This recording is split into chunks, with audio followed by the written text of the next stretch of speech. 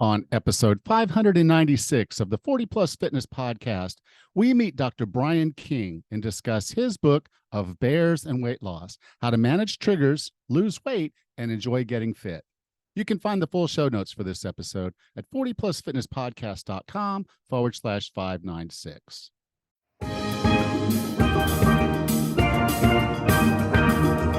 Have you decided you're ready to make a change? To reclaim your health and fitness? The 40 Plus Fitness Podcast is here for you. Each week, we dive deep into health and fitness topics that affect those of us over 40. I'm Coach Allen.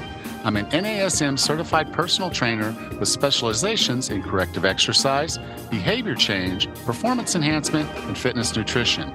A Precision Nutrition Level 1 coach, a FAI certified functional age-link specialist, and an OTA Level 2 online trainer.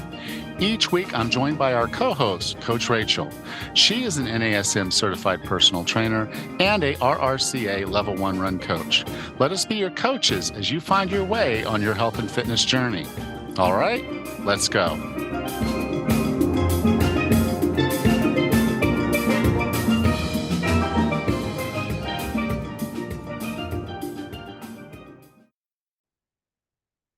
I've got a few announcements that I want to share with you before we get going. I'm going to host free workshops during the month of July. The workshop focuses on mindset and motivation. I'll be working directly with you in a group setting on Zoom. If you struggle with mindset or motivation, this is the event for you. And did I mention that it's free? There are 4 dates, July 1st, 6th, 15th, and 18th. Just pick the date and time that works best for you. Go to 40plusfitness.com/workshop to register. I'm currently enrolling clients in the Shed the Fat 12-week program. It's a weight loss program. Lose inches, lose pounds, as we design a customized, sustainable program that works for you. You can learn more about this program at 40plusfitness.com/weight loss. And finally, I'm trying to put together the first 40 Plus Fitness retreat in Bocas del Toro, Panama, over the week of August 28th to September 1st. Several people have told me they're interested in doing something like this, but so far I haven't really had any takers. You can learn more about this retreat at 40plusfitness.com/retreat. If I don't get anyone to sign up this week, though, I'm probably going to end up pulling the plug on it. So just so you know, you might want to look at that sooner rather than later. So again, the dates for the workshop are going to be, and it's free, is July 1st, 6th, 15th, and 18th. Go to 40plusfitness.com/workshop for more information about that and to register. If you're interested in losing weight and working with me directly on my 12-week Shed the Fat program, you can go to 40plusfitness.com/weight loss to learn more. And finally, again, we're having the retreat at the end of August. Go to 40plusfitness.com/retreat to learn more about that. Hey, Raz, how are things? Good, Alan. How are you today? Interesting. It's always interesting down Yeah, there. it's always interesting down here. We're still in a drought. I probably talked about that a couple weeks ago, last week, and this week. We did get a little bit of rain, like half an inch, but not nearly enough. So we're dry. Literally, the pipes are empty. They blow air. Oh, you know? weird. So yeah, you turn on your spigot and it's just air coming out. Oh. Better than mud. Yes. Better than mud. For sure. But not water. And so the locals, the local businesses are ordering water. So there's private companies that'll bring tanks over from the mainland and they'll sell you water. So you can fill up your tanks and take care of your guests, take care of your patrons, that kind of thing. And I'm probably going to have to do that today or tomorrow. But the locals are pretty upset that, there are trucks coming over with water on it, and it's not the government or the water company doing any of it to provide them with any water. So it's gotten pretty bad. Yeah. Tammy did a fundraiser and bought a tank for us to be able to put water and to buy water and put it in there, which we did once already. And that was empty within 24 hours. So there's a huge need for water here. And it's relatively warm. I think today it's in the high 80s, which is warm for here. And my air conditioner's out. So triple win. No water, no Holy air cow. conditioning. and roads getting blocked for strikes. And so kind of an interesting few days here. Tammy's Mm-hmm. also in David, so I'm running Lula's by myself. So there's Oh that. gosh. Oh my gosh. Well, good luck with all that. My heart goes Yeah. out to you. But it's good. It's good. I've got a system down, a process down as I go through and do my day and do my life. And so, it's this is compared to where I was back when I owned the gym, and then, other Mm-hmm. times of the year, Mm-hmm. I've been at points where I was just at wit's end and stressed out, and I was like, no, I'm not going to do it. I'm just gonna let it fall off my back like a water off a Mm-hmm. duck's back, and just say, That's hey, right. what I can control, I'll control. I can't make it Mm-hmm. rain.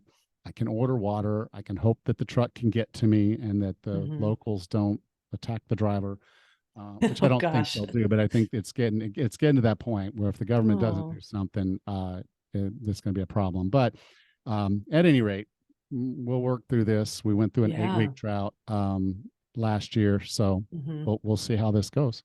How are Wow. things up there? Good. We have a little rain, but same thing, not enough. We had a little bit, but everything's getting all dry and yucky, but we'll manage. Okay. So Well, nothing. if you're someone who's religious and you pray, just Yeah. ask for a little bit of rain down here. Right. Uh, there's a lot of Yep. people that do really need it. I can buy tanks of water. I have the wherewithal to be able to call somebody and pay them Hmm. $40 for 400 gallons of water. But there's a lot of people down here that just can't do that. So Yeah. if you're in that frame of mind, please do think about the people that are down here and wish them some Hmm. rain. Yep. That's what we'll be praying for some rain. So how's everything else? Well, yeah, it's been a little nutty up here too. I've mentioned to you and our listeners that my husband had kidney cancer last year and he had his kidney removed in December. And his follow-up treatment is the occasional CAT scan. And we had an unusual CAT scan this last time, which created a lot of what we call scanxiety. I think it's a very common term in the cancer world and probably other worlds too. It's where you get a lot of anxiety over your scan until you get the results. And this unusual scan of ours resulted in getting a biopsy of a couple of lymph nodes near the lungs, which we just recently gotten the results for, and they are clear of cancer. So he's probably sick with some virus of some sort. But in the meantime, if you've ever had cancer, you just worry. You just worry if this will be the next time that you have to fight it again. And so I'm happy to report that it appears as though we've dodged another bullet. So Good. but people, scanxiety is a real anxiety. It's a real difficult thing to manage. And you and I talk a lot about mindset matters, and it's so important to kind of try and keep some control over where your brain goes, but it's often easier said than done. Yeah, I But agree. Well, mm-hmm, I don't know that I know many people as positive as Mike. So, mm-hmm, Simon, I know it's weird that he's the one going, but you're going through it too. So, you mm-hmm. two lean on each other. I'm sure you We do. do. But Yep. he's a Yep. strong guy. He's going to work He his way through is. this. Yep. So good news so far. Well, good. That's a happy report. Yep. Good. All right. You ready to have a conversation with Dr. Brian King? Sure. Sounds great. Our guest today is trained as a neuroscientist and psychologist. For the past decade, he has traveled the world as a comedian and public speaker. By day, he conducts seminars presented nationwide and attended by thousands of people each year on positive psychology and the health benefits of humor and stress management. By night, he practices what he teaches in comedy clubs. He began performing stand up comedy in San Francisco Bay Area in 2009 and has performed hundreds of shows around the world. He has a bachelor's degree from the University of Texas, a master's degree from the University of New Orleans, and a PhD from Bowling Green State University, and is the author of The Laughing Cure. With no further ado, here is Dr. Brian King. Brian, welcome to 40 Plus Fitness. Hey, Alan, thank you for having me. Now your book is called Of Bears and Weight Loss: How to Manage Triggers, Lose Weight, and Enjoy Getting Fit. When I first saw the first one, I'm like, okay, well, I guess we're going to talk about bears. It kind of ties into something you've got into in your other books. But this is your kind of approach to this. You're a comedian and also a psychologist, and your wife is a occupational therapist. So you had a lot of deep stuff to dive into, and I think that's incredible because you're not just talking from a, oh well, this is what the literature says, this is what you should do. You're in the trenches. You've lost over 100 pounds. I'm assuming you've still kept that off since you wrote the book, because if you could lose weight while you're writing a book, you're on to something. You need to sell that. Yeah. Um, so again, I really appreciate the way you put this together. It's a very human book, which is very different in this space where you're sharing yourself. You're sharing a lot of yourself, a lot of your wife and your family and your friends, and I really appreciate that you took the time to do that. Well, thank you. I appreciate it. And I appreciate that you took the time to actually read it. So, Well, I read every book, and I think authors deserve that, because I don't want this interview to be just like every other interview where yeah, they tell ask me me the about your five, book. the What five inspired stated you to write this questions. book? Yeah. Yeah, Why how'd should you come up with the cover for your book? That's a really insightful question from a podcast. Like yeah. what? like what? The cover? Come on, That's man. as far as they got.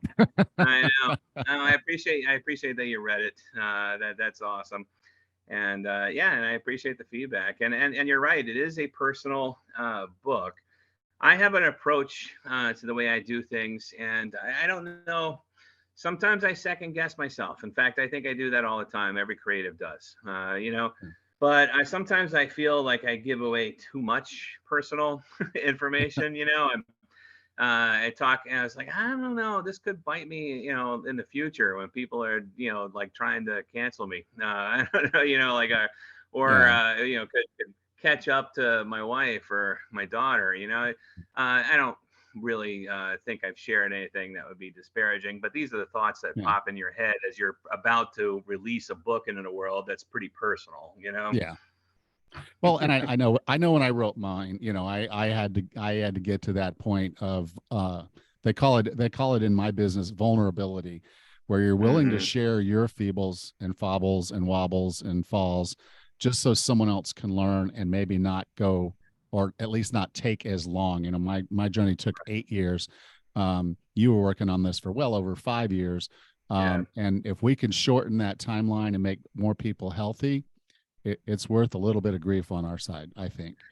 I think so too. If anybody can get something from my work, and of course to recognize that the struggle is very real. It's very difficult to lose weight, manage our behavior, to consistently make healthy choices in life. You mentioned that I had that you were saying, well, you're assuming I've kept the weight off after writing the book.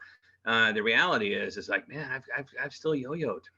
Because after writing that book, I went on a tour, and that tour was very difficult to keep my weight off because I'm on the road eating out every day, and did what I could to try to maintain. And then I got off that tour, and I managed to drop my tour weight and come back down, and then I went on another tour, and there's always something.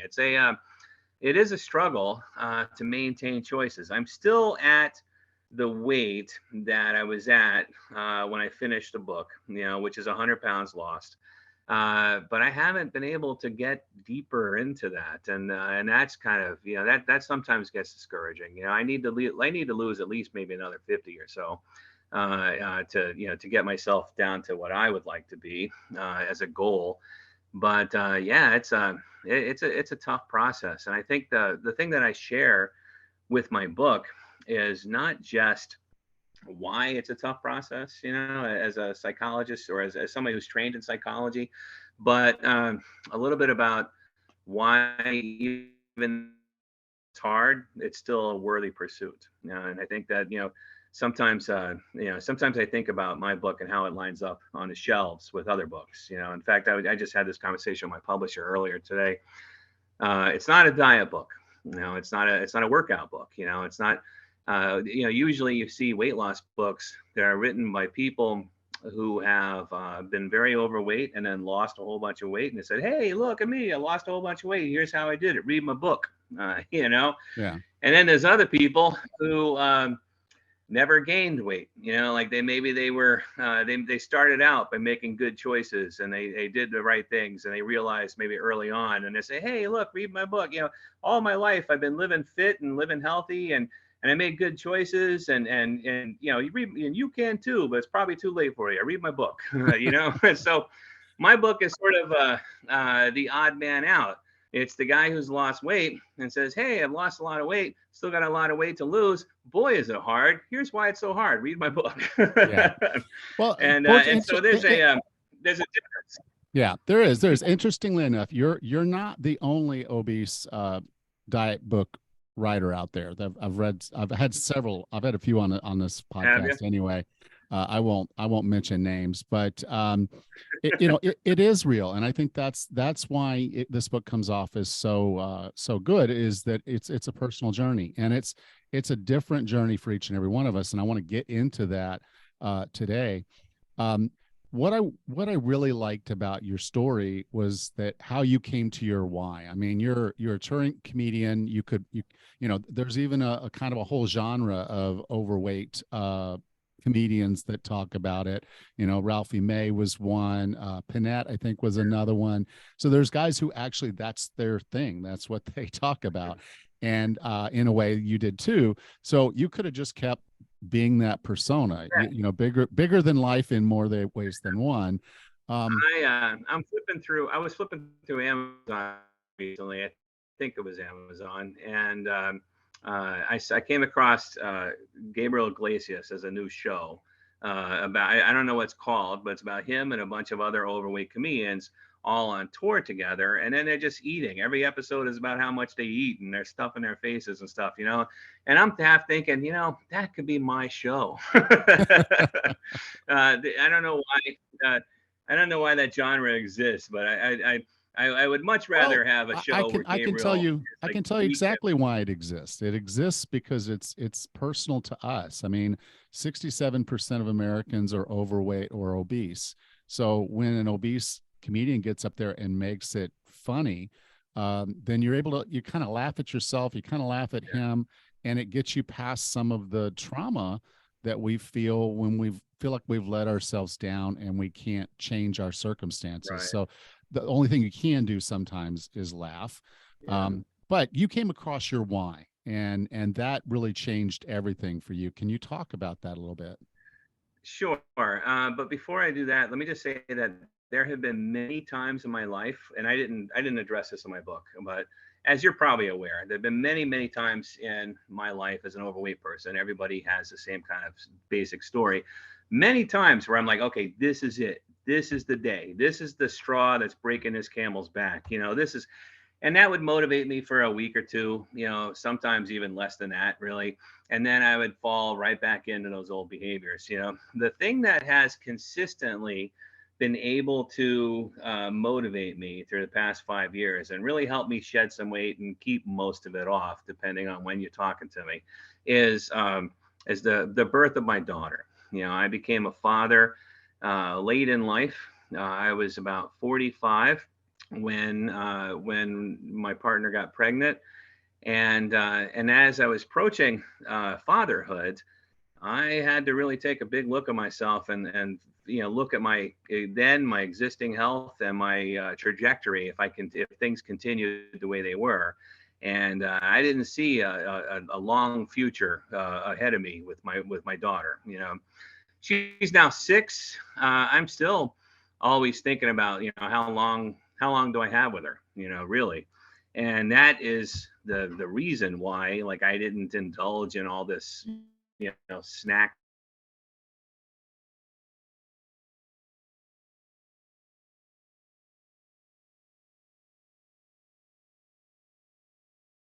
full of snacks and things, and I'm trying to avoid them. Every time I'm just tempted to go get a snack, I think about, I got the 6-year-old kid that I want to be 26, perhaps 36 if I'm lucky. You know what I mean? I want to be able to follow her as long as I possibly can, and I don't want her to have to come home and deal with, like, oh, there's daddy, just something happened to daddy. It's like, I don't want that to be ever a thing. So the less I can burden her and the more I can be there for her. That is really my why. And I think that is the most powerful life change that I have ever experienced up until that point. And every other little moment where I was like, okay, this is it. I'm going to start making some changes and so forth. And it didn't last very long because it wasn't that important. Maybe I don't know. Maybe I had an issue where I grew out of a size of clothes that I liked, or maybe I got rejected by a girl that I was pursuing or something. Well, I don't know. Those aren't specific examples, but whatever it was before my daughter was born was not sufficient enough to make me continue to follow through. The presence of my daughter, even her being such a significant motivator, I still have the yo-yo problem. I still go up and down. But generally, if you look to the entire time that she's been alive, it's been a general downward slope. So I hope I can continue and add a few years to my life so that I can hang out with her a little bit more. Yeah, my story is a little similar with a few major differences. My daughter was born when I was 25, and so I found her at 20 years old. When I was 40 years old, 45 years old, 46, and she was about to be 21. She got into this CrossFit and tough, the obstacle course races and all this kind of stuff. And so that's who I was when I was her age. I was that athlete guy running around doing those crazy things. And I was like, she's becoming a little me, again, and time and time again. Yeah. But then I realized, I couldn't be there with her. She invited me to go watch her do a CrossFit competition, and I'm like, this is ridiculous. At the rate I'm going, I'm not going to see and be a part of her life. I'm not going to be a participant in her life. And my health was terrible. I wasn't necessarily thinking about it from a mortality perspective, but I realized, okay, she's in college and here I am, and I'm responsible for her. She's doing all these great things that I want to be a part of. I don't want to just sit at a finish line and watch her, or sit over in the corner and watch her do her CrossFit stuff. I want to go do those things with her. And so it really was kind of that turn on for me to say, okay, it's time to get serious about this. It's time to, to put on the big boy pants, or, and just say, okay, we're going to do this thing and going to make this happen. Ironically, the big boy pants are probably the ones you grew out, you shrunk out of. Yeah, I absolutely. Yeah. And just like you, I had, because I wore suits to work. I literally had suits from waist size 33 all the way up to 48 in my closet at one time, which is kind of crazy. But, one of the big things that you did, obviously, your wife got involved and a partner got involved, and she said, I want you to go get a checkup. You got a checkup. Mm-hmm. Also, we're having some difficulties with sleep apnea at the time. And you did some things to address that. Can you talk about your experience with sleep apnea and what you did there? Because in the book, you said this was a huge first step for you. A big one. So, sleep apnea. Now, I don't know if I've suffered from sleep apnea my entire life or not, because I only got diagnosed at the age of 45. But I do know I had sleep problems for a long time. As far back as I can remember, people complained about my snoring. So that's related to sleep apnea, of course. I've always been heavy, so that contributes to the presence of sleep apnea. It's very possible that I lived with sleep apnea for a very long time, and one thing that sleep apnea does is that I did not understand when I first got diagnosed, and I'll tell you, I may have the title of doctor, but I'm not a medical doctor, so that's why I can allow myself to not know about sleep apnea. People are like, wait a minute, doctor doesn't know about sleep apnea? Well, I'm a psychologist, so shut up. but the thing is that I had always assumed that snoring was just noise. That sleep apnea was just loud snoring. I had a friend who had it. I watched him sleep. He was horrible. He was so loud he'd wake himself up. I didn't realize what was happening was actually my throat was restricting the passage of air, because my fat throat was restricting the passage of air. And because I wasn't allowed to get air through my throat, obviously I wasn't getting very important oxygen into my body, And so what happens when you have one of those moments is that is a pretty significant threat to your continued existence. And so your body wants to suddenly wake you up so that you can start breathing again. And the mechanism a mechanism it uses to wake you up is by giving you a jolt of a hormone we call cortisol. It's a stress hormone.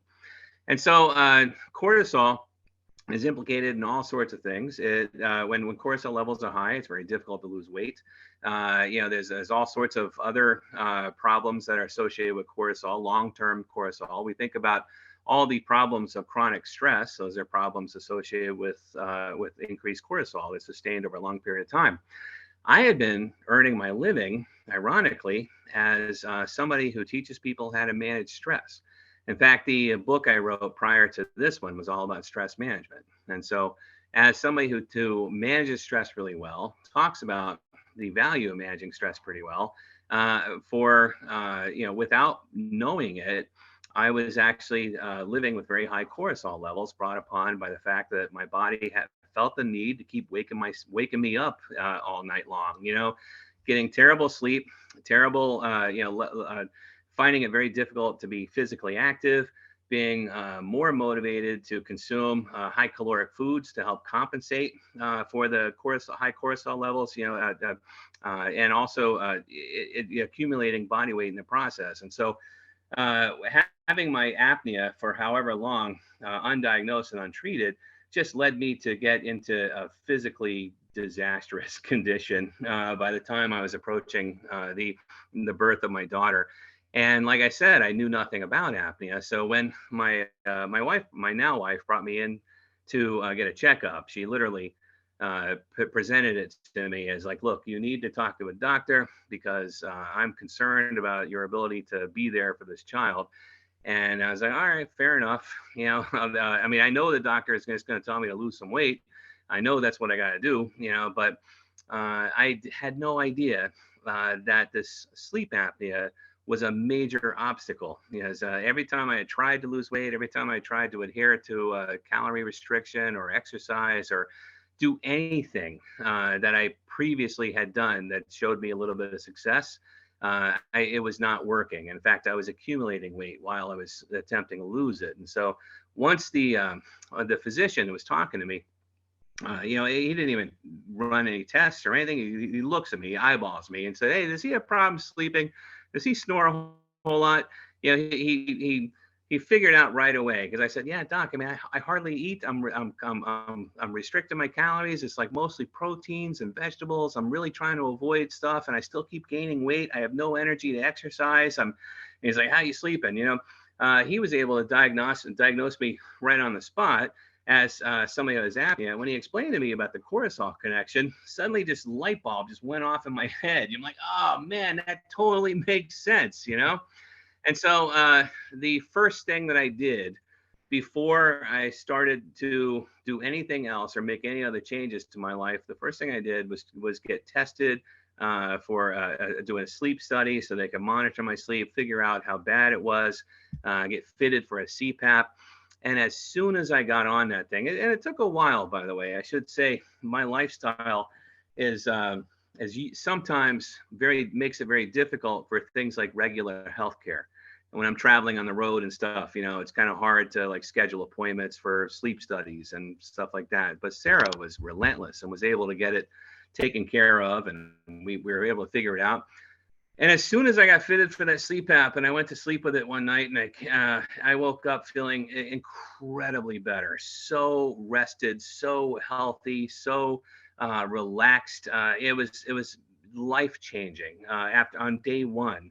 And ever since, it has been just probably the best thing that I've ever done, is just been able to treat that. Treating that allowed me to see the benefits of my other behavioral changes that I've been making. And it really, without that initial step, without addressing that issue first, nothing else would have been possible. Yeah. Maybe the book should be about bears and sleep apnea. The snoring bear. I'm pretty sure you're gonna. I'm pretty sure you're gonna write another book, and so yeah, you can do that. But now you mentioned a story, and I'm going to just say, he's going to say this story, and he says people want to send him donuts. Don't send him any donuts. Yes, you may know a donut place that's better than Krispy Kreme. I know a couple myself. But that said, it talks a lot. The story tells a lot about how our brain kind of, I'm not going to say malfunctions because there's a very good reason for it to work the way it works, but it literally seems almost against us at times. And we end up doing things that are completely outside of what we had decided we were going to do. Can you kind of talk a little bit about what's going on in our brain and start out with the donut story? Yeah, yeah. So, well, I use the donut story to illustrate the difference between conscious motivations and unconscious motivations. And when I use those terms, conscious and unconscious, I don't mean them in like a Freudian sense. I mean more of a modern neuroscientific perspective. There's parts of our brain that we're aware of, and there's parts of our brain that we're not really that aware of. And there are areas in our brain that contribute to making decisions. Now, one of those areas is the prefrontal cortex, which is the home of what we think of as our conscious mind. If you are actively thinking about something in your head and you're considering the pros and cons and what's going to happen if I do this versus this, or what did I do earlier versus what are my objectives, my goals, things like that. Well, that's all part of your consciousness. The unconscious decision maker is an area called your nucleus accumbens, and that area doesn't really factor in any of that information. It has learned lessons through your life about things in your environment that will make your life better under certain circumstances. These are behaviors that we have learned through something we call reinforcement. And anytime I experience something that seems to make my life better or seems to have some value in that moment, then I learn that that's a good thing, and my nucleus accumbens will record that information and lead me to want to repeat it again in the future if I have an opportunity. The nucleus accumbens makes those decisions, and it makes them without anything resembling conscious thought.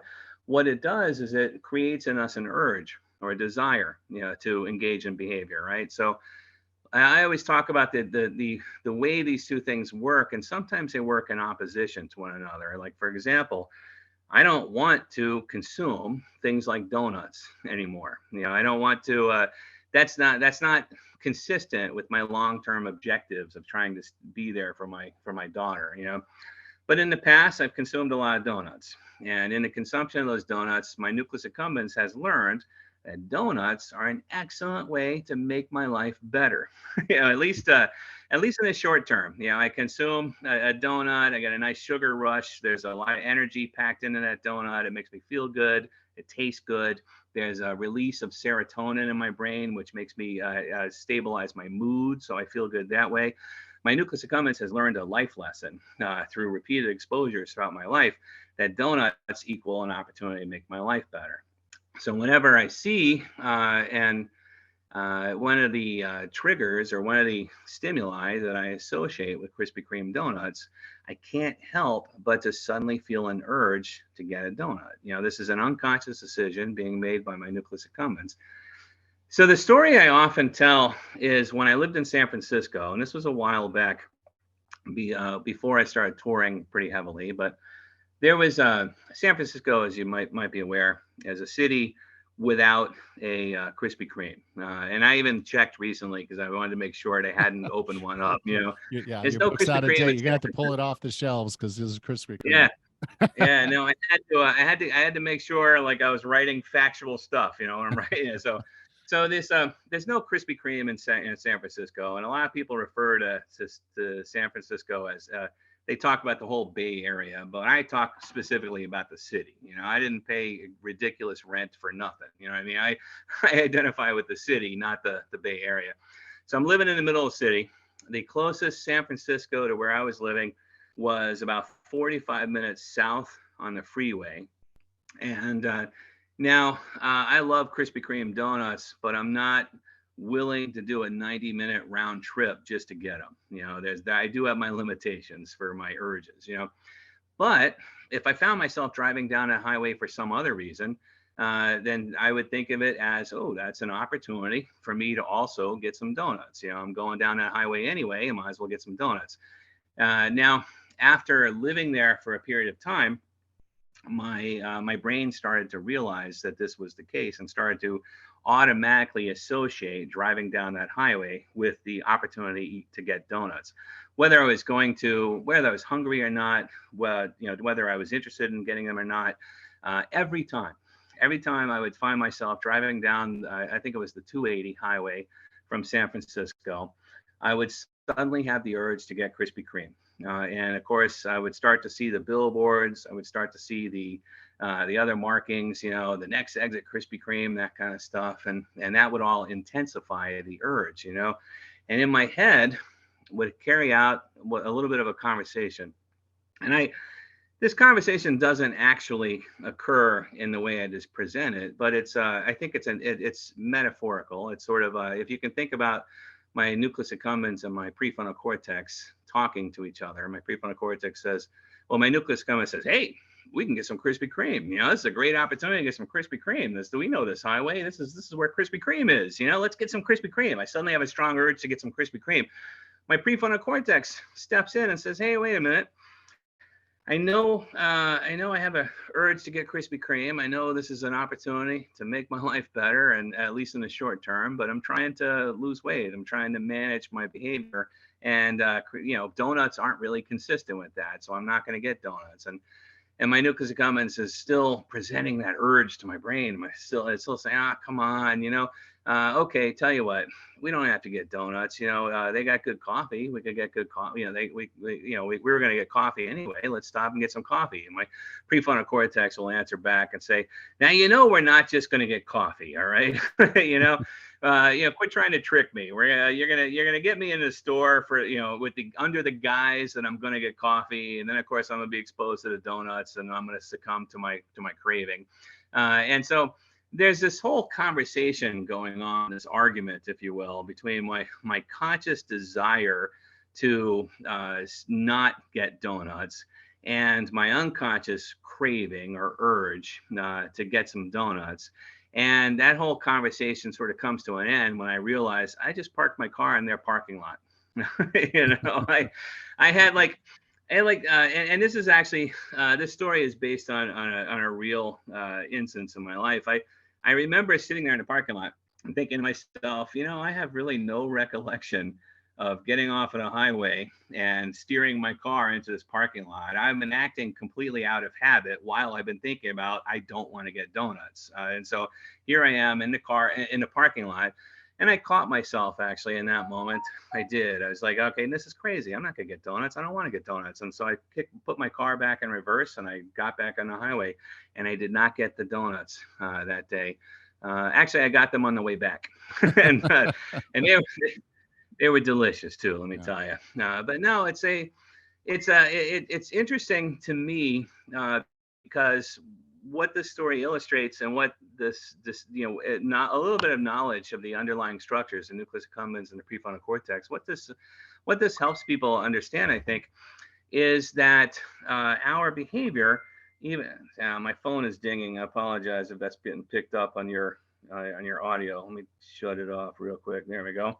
You can always edit that or not, doesn't matter. But what I think is really interesting about this situation is that very often we engage in behavior that is contradictory to what our expressed intent might be. I want to lose weight, but then I eat donuts. I want to exercise more, but then I come home and I sit on the couch and watch TV for 6 hours. We all have these expressed desires, these expressed goals and objectives, and then we end up either not doing them or doing something that's contradictory to those goals. And a little bit of understanding about how the brain works and how we have these different mechanisms that are steering our behavior in different ways.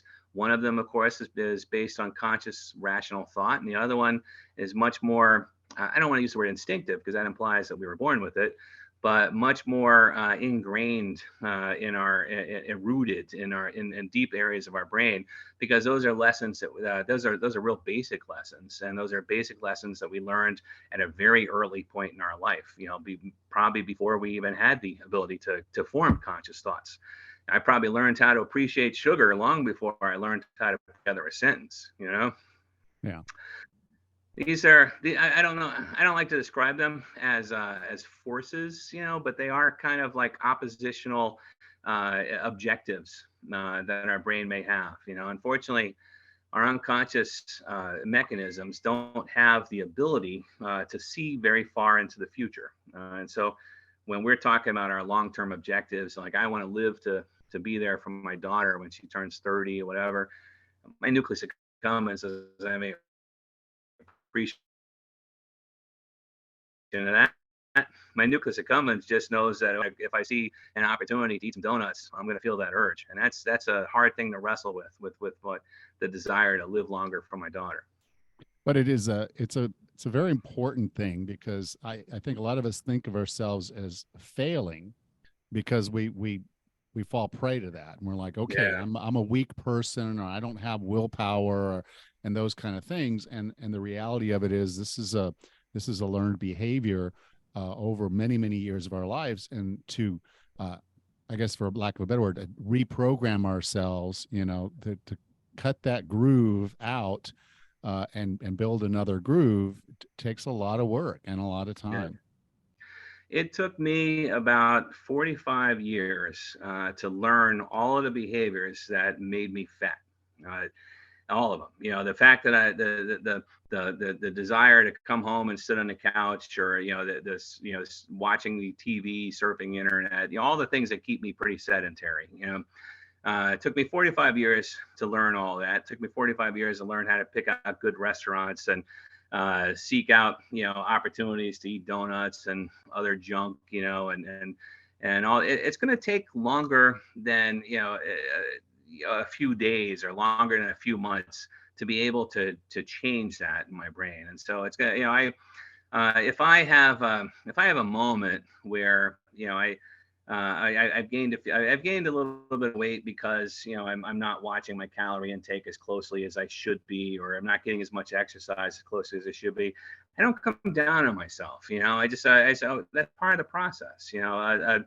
Backtracking is literally part of the process. Because you're what you're trying to do is reverse 45 years, in my case now it's 50 years worth of bad learning, and it's going to take maybe a few more years before my brain completely gets to the point where it's making healthier decisions more often than unhealthy decisions. Now, you brought on a bunch of different comedians that you knew, or actually got in touch with through friends of friends kind of thing.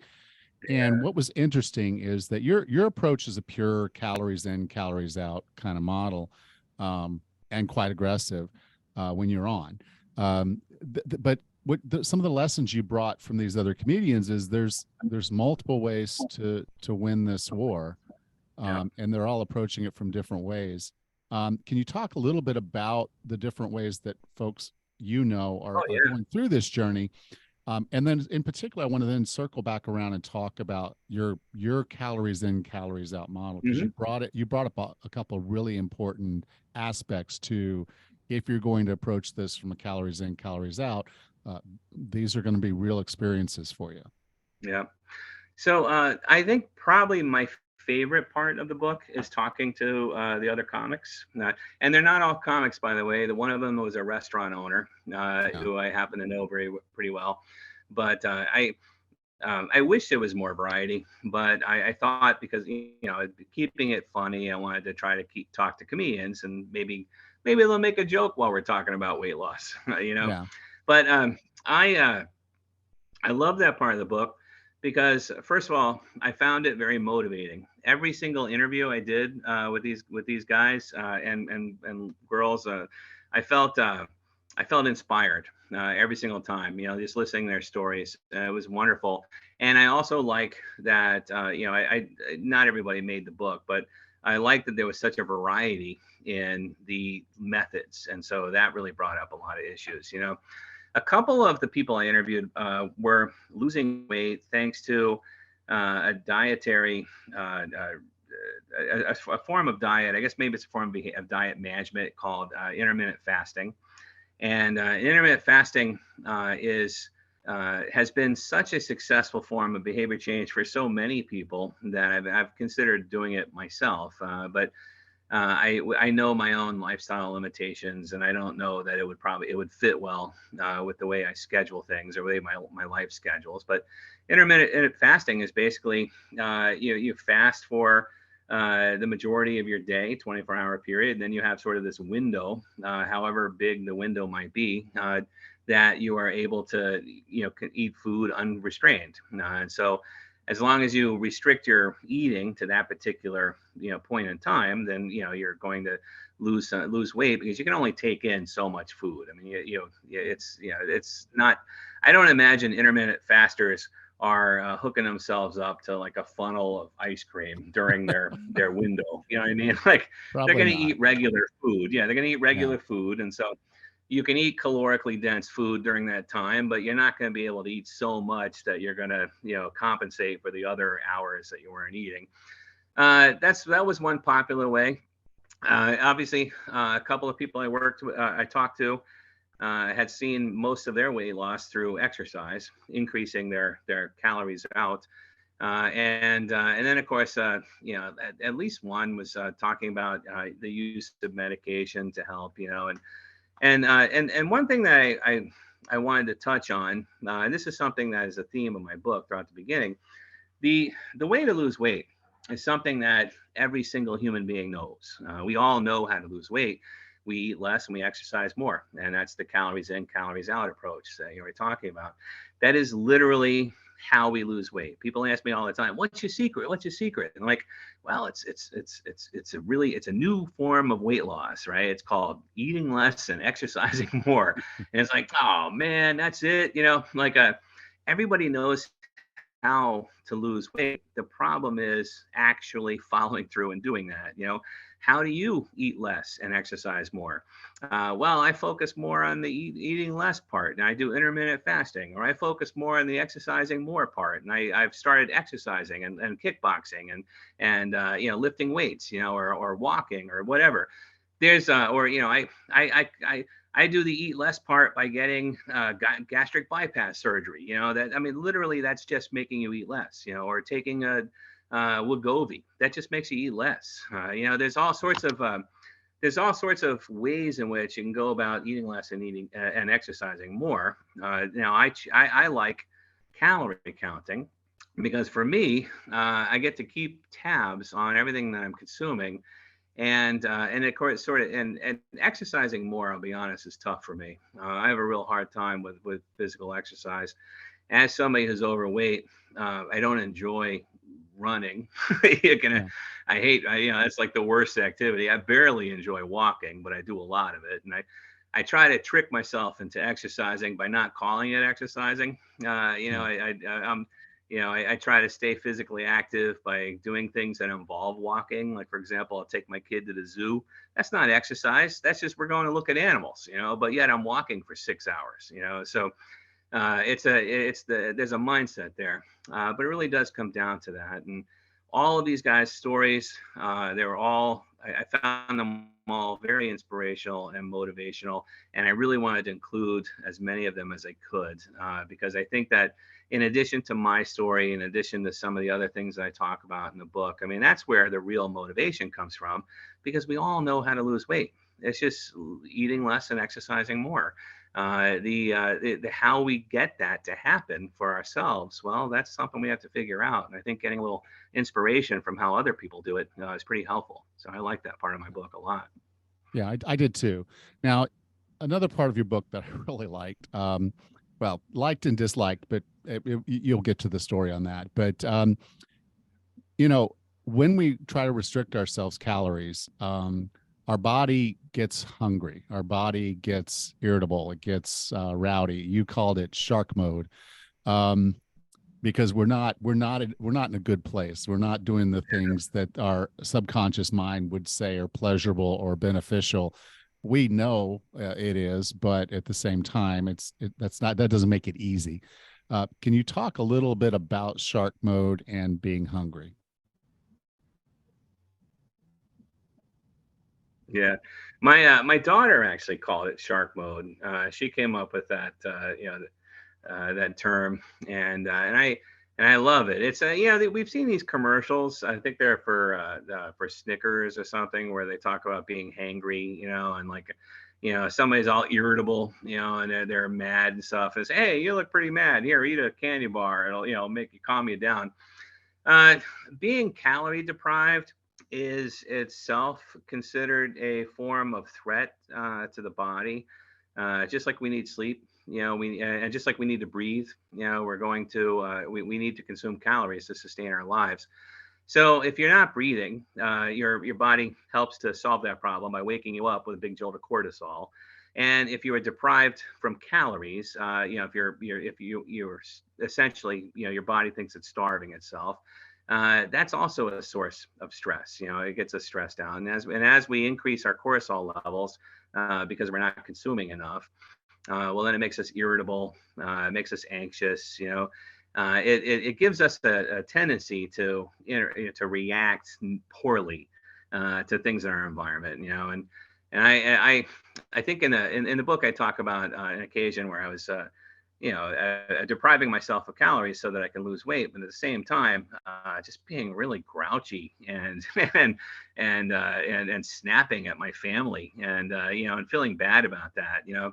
I remember I remember thinking, I even wrote this in the book, that I wish I could just go off to some cabin by myself, be isolated for 6 months, and live on nothing but like the bare minimum calories. I could be as grouchy as I need to be, and I wouldn't affect anybody else's life in the process. I'm a much nicer person on a full stomach. I'm a much cheerful person. I'm a much funnier comedian when I've have eaten. And those are real things. This is something that every person has to come to terms with and accept, is that sometimes we're going to have these moments where we are feeling the effects of being calorie deprived, and we have to figure out ways to be okay with that, because if we're never hungry, then we're never going to lose weight. The whole reason why so many of us are carrying a lot of weight is because we have a wonderful world that we occupy, which allows us the opportunity to satisfy any hunger at any time. At any time I feel hungry for anything, I can go out and get it, and that's a great world. But it's also a world that makes it real difficult to get rid of the excess body weight. Yeah, and I think that's important. The concept that there's nothing inherently bad about being hungry, other than just paying attention to the way you're living your life around that and coming to Right. terms with how to do that right. Oddly enough, I do have a client. He does that. He has a cabin. He goes up to the cabin for a weekend and does his fasting, does his Yeah. thing, and he uses that as a strategy. So not a bad strategy. Although I actually think that actually seems like a really good strategy. It just I couldn't work it. I wouldn't want to be away from my family, and yeah, but that definitely, I could imagine that working very well. um, okay, Brian, I define wellness as being the healthiest, fittest, and happiest you can be. What are three strategies or tactics to get and stay well? You know, uh, so I could focus very easily on, uh, you know, uh, managing body weight, getting good, exercise, being. You don't have to be physically fit. You just have to be active, and that's one thing a lot of people don't understand. I just move your body. We sit too much. We lay around too much. We're not very active at all. Just the more we move our body, and of course, getting good sleep. And I could focus on those three things. And that would be my trifecta. But really, for me, the underlying piece of all of those is to try to manage stress. If we can manage our stress levels, if we can manage not just the things that stress us out, but also how we let those things bother us. How how we get affected emotionally. That is really a big piece of wellness, in my opinion. Stress leads to everything. It leads to all sorts of physical complications, mental complications. It leads to excessive eating. It leads to weight loss, if we, and which seems contradictory, but there's different circumstances for everything. And so I really do focus when I talk about wellness. I do talk about stress management as being key.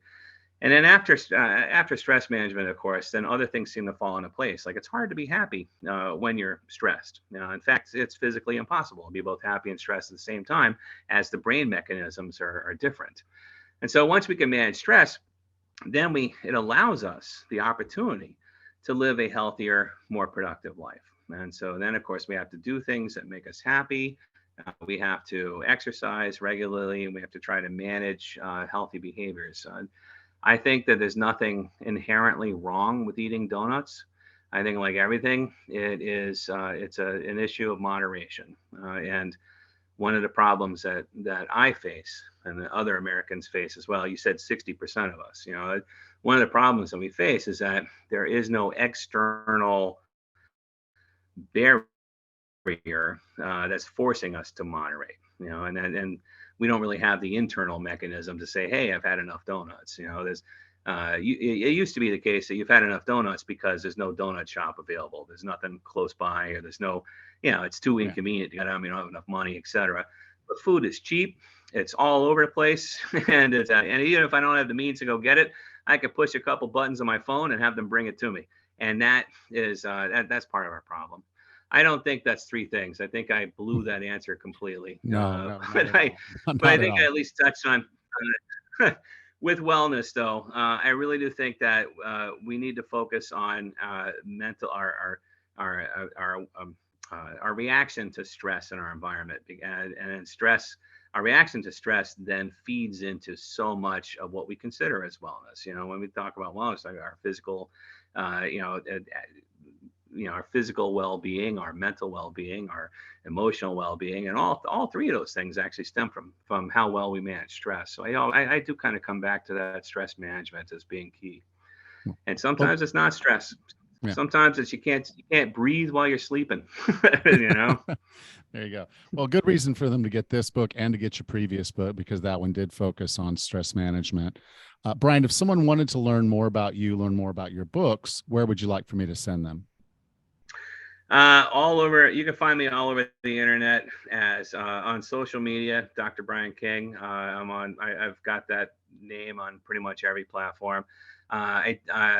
Amazon, of course, they've got nice write-ups about me. drbrianking.com is my website, but it's perpetually under development, so don't send people there. Yeah. I would say that just to find me on the usual socials until I get that website finished. And maybe I'll never get it finished. I don't know. It's not a high priority. I find that even when I had a really well-developed website, people would still just Google me, find me on Facebook, and send me a message, or follow me on Facebook or something. So it really led to the neglect of the website over time. As a social media dominance. I'm a comedian first and foremost. I have a degree in psychology, and I do a lot of things psychology related, but I'm a comedian. I try to be funny, and being funny is something that we do on social media when we're not on stage. Excellent. Brian, thank you so much for being a part of 40 Plus Fitness. Thank you. And thank you for what you're doing. I really do appreciate your role and your podcast. And of course, I've looked a little into what your bio is all about. And I really think you're doing some good work. So thank you. Thank you. Welcome back, Raz. Hey, Alan, that was really an interesting interview. I don't know that I've ever heard of a comedian that also had a doctorate in psychology. Seems like a very interesting combination. If I recall, he said in the book that there is someone else. Oh, really? Yeah, he said he's not the only one, but I think so. I think so. Again, I read quite a bit, so sometimes I forget what I read, but I do believe he said that there was another one. So fascinating. But when you think about it, they're related topics, because the concept of getting somebody to laugh is to understand how they think, True. and be able to communicate something that you know that someone based on basic psychology would think is funny. Yeah. And so there is a psychology behind comedy. So it kind of makes sense. Um, but to go all the way for a doctorate, you would think of it Yeah. as being dry and research and all that kind of stuff. Yeah, So exactly. yeah, there is this Exactly. juxtaposition of, Yeah. okay, someone who actually had to do studies and write papers and all this stuff to then someone who's standing on stage telling fart jokes. I know. I know. It's just such a juxtaposition. But there are two things in your interview that really piqued my interest. And the first was how you discussed in the beginning about yo-yo dieting and having on and off motivation. And it sounds like Dr. King, Brian, had a aha moment. His light bulb moment was when his spouse was pregnant, or his partner was pregnant, and he was expecting a child, and suddenly all the years of dieting and not dieting and up and down weight suddenly became very clear that he needed to make some very serious changes in order to be there for his soon child. So it's important to have a why. It's important. And that was obviously his big why. Yeah. And the basic point that comes out of this is you start thinking about all the temptations and impulses and things that are going on that you just do. You know, donuts. Donuts was his Yes. story. And it's like you sit there and talk yourself into donuts. You can talk yourself out of donuts sometimes. Sure. But if you don't have a compelling emotional why, that part of your logic brain's never going to win that argument. Right. Because Right. you can sit there and say, well, we want donuts. And it's like, no, we don't want donuts. Well, why? And that's got to be compelling. Because if it's not a compelling why, your prefrontal cortex is going to lose that argument every time, because your brain will, well, let's have one. It's like, okay, let's have one. Oh, we just bought a dozen. That's okay. We'll start again tomorrow. Right. You'll convince yourself that it's okay to take this splurge. Or you'll say, well, but we did go for that 1 mile walk this morning. So, I'll have a donut. And we talk ourselves into that stuff all the time because the temptation's there, the habit's there. Like he said, his trigger was just being on a particular highway. Okay. And so for him to get past that, and he did, so he pulled out of the driveway, but on his way back, he got donuts. So you have to have that why. Your prefrontal cortex, that logic part of your brain, is not always going to win these arguments, but the more compelling your why is, the more often you will. Oh, for The sure. more often you do, the more consistent you are, the better your results. Yeah, absolutely. It's important. We talk about that in the running world all the time. It's important to have a why, because otherwise you're not going to want to get up at 5 a.m. to go for a run. You're not going to want to run in the snow and the rain like we do. You need to have a real solid why to stick through that training, to make it to race day, and to finish sometimes a pretty hard race. So having a solid reason to get up and suffer through some of these things, or to bypass the Krispy Kreme donuts, it's an important thing. It's very helpful in reaching goals. Well, even in my book, I talked about when I would get off the elevator and they had the spud nuts in the break room, which was like almost right across the hall. And you'd see people like chumming like sharks. And I'd smell it and I'd see that and I'd be like, crap, there's spud nuts. And it was never a eat one spud nut. It was eat the spud nut, come back, get coffee, eat another one. And then if you come back at lunchtime and there's still some in the box, well, they're not there anymore. Go. Yeah. And again, it literally took me saying, okay, my prefrontal cortex has to put me on a path past that broom, and then set rules, set criteria, set the things that I'm going to do that my logic brain just says, no, I'm going to go get some nuts out of my room. I'm going to walk in there. I'm going to get a coffee. I'm going to eat some nuts so that I'm at least standing around talking to everybody else and not a freak in my office. And then after I finish that, I know I'm not hungry. I just had the nuts. And so I just make sure every trip to the bathroom, which would have me going by that break room, every trip that I would need to go get coffee, which would have me in that break room, I did it on a different floor. So I walked around, went up to the stairwell, walked down or up to the next floor. It meant more steps that day. It meant, because again, going to the bathroom a few times, getting coffee a couple times in the morning, a few more trips up and down a flight of stairs to get what I wanted. And I avoided the spud nuts. I just said, I'm not going in there again today at all. It's off limits. And at the end, It was I was that gonna why. say, It was a why that yeah, just drove it. It drove it. And then it's that's important. allowed my logic brain to talk me out of certain activities. That's awesome. And I feel like at the end of that day, there's got to be a little bit more satisfaction. At least I would find additional satisfaction in having that extra step count or doing that extra workout and routine. Personally, it's a huge celebration, a huge win that doing these extra activities is way better than a donut in my book. Yeah. But there's a win there. But and as he talks about this in the book too, is there is a reward when you eat a donut. There's so Sure. you can see it. If you've ever, like, they do the first year birthday party for a kid and they let them Mhm. dig into the cake and you watch Mhm. the first time that kid has icing and you can just see it on their face. They are coked out of their brain with dopamine. You know, the body is Sure. releasing all the dopamine and the Mhm. whole face lights up and they're just jazzed. Mhm. And that's the beginning of a sugar addiction. And so Mhm. there's the habit of the sugar. It gives me that dopamine feel. I like Mhm. that. Your body Mhm. tells you, your brain, the other part of your brain, the non-logic part of your brain says, do more of that. Mhm. Okay. And there's a survival reason for it.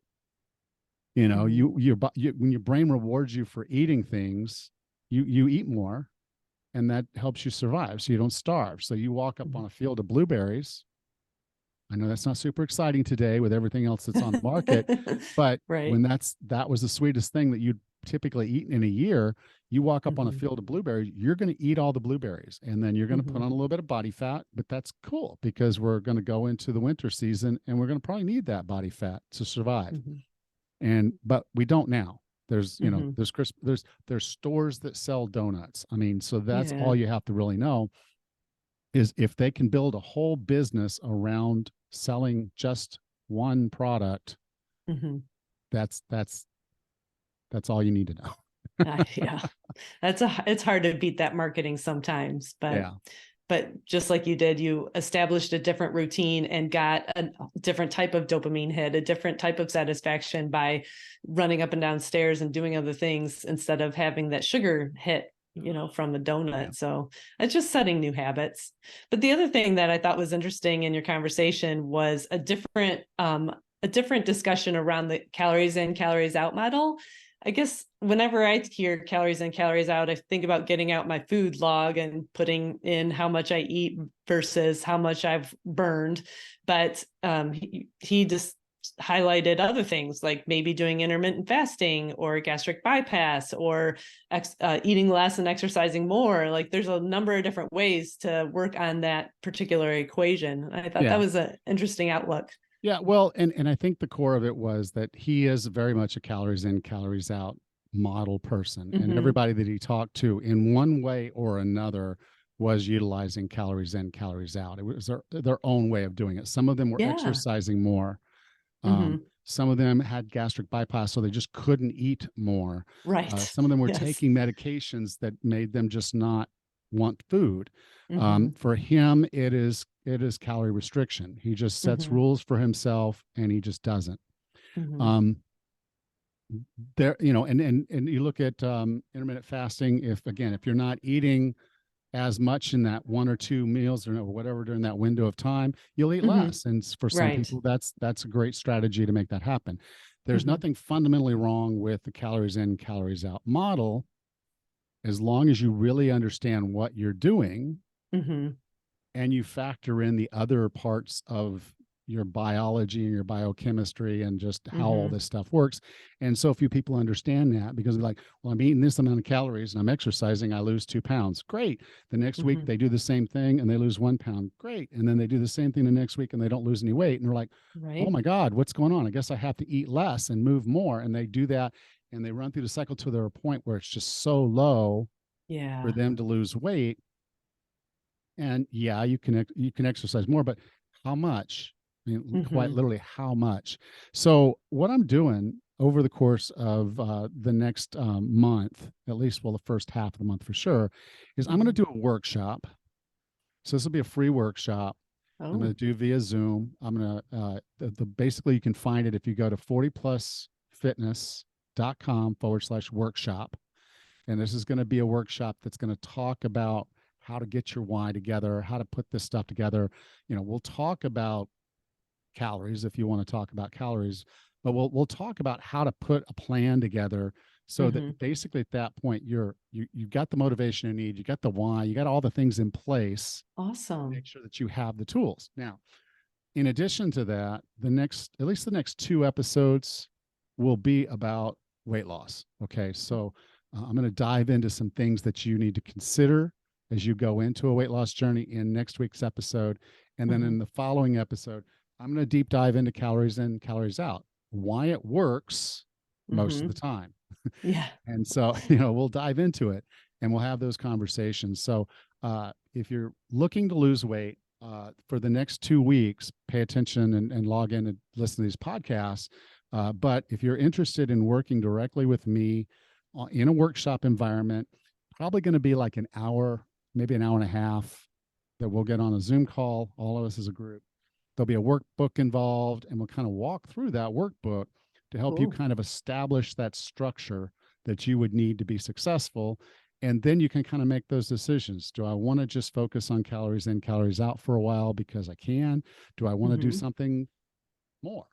And so at least understanding the structure and having that, because again, if you don't have the why and you don't have that logical brain isn't going to have the tools it needs to compete with the animal side of your brain that wants all this stuff. And so if you're interested in that, go to 40plusfitness.com/workshop. It's a free workshop. It'll be on Zoom. There'll be I'm going to put 4 dates out there. So you can click on the link for the date that you want to sign up for. And then I'll send you the Zoom link for that particular workshop. But I'm going to have some of them on Saturday afternoon, some of them on Tuesday afternoon, Tuesday night, Thursday night. So they'll be scattered over basically across July, the first 3 weeks of July or something like that. So there'll be different dates and times. You can pick a date and time that works best for you to come on for an hour and a half. I have bullet points right now for my plan. So I don't really have my PowerPoints together to tell you exactly how long I expect it to take, but it should be about an hour and a half. And then I'll answer any questions after that. And again, so if you're looking to put a plan together for weight loss and you've been struggling with it, this is a good opportunity for you to leave that workshop with with a good plan. That sounds awesome. Sounds great, Alan. Yeah. And then I guess the final bit is if you're looking at a fitness, I'd strongly encourage you to consider signing up for the retreat. You can go to 40plusfitness.com/retreat. So we're going live with this episode on June 27th. So as of the recording of this, I have 0 people who have signed up for it.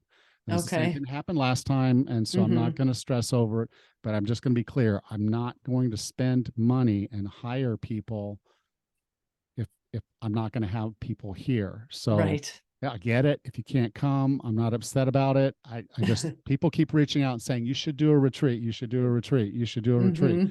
And then no one comes up and signs up for the retreat. So it's cool. It's out there. I'm going to leave it out for a couple more weeks. And then if I don't have anybody signed up by about the middle of July, I'm just going to shut it down, and I probably won't resurface the idea again because I put a lot into planning already. And I could have spent that time doing a lot more. So I just realized it's there. I want to have it. I've got some great ideas. It's going to be pretty exciting if you want to come down to Bocas del Toro and work on your fitness. But again, I understand it's a long way away. There's some costs involved. But check it out, 40plusfitness.com/retreat. And you can come down here and work out with me in lovely Bocas del Toro. And we'll have water by then. If not, I'll make sure. That sounds awesome. Don't worry about that. We'll have plenty of water. Oh, good. That sounds wonderful, Alan. Thanks. All right. Well, Rachel, I'll see you next week when we talk about weight loss. Sure. Sounds great. All right. Take care. You too. Bye. Bye-bye. Next time on the 40 Plus Fitness podcast, we discuss the 5 keys to sustainable weight loss over 40. Until then, have a happy and healthy week.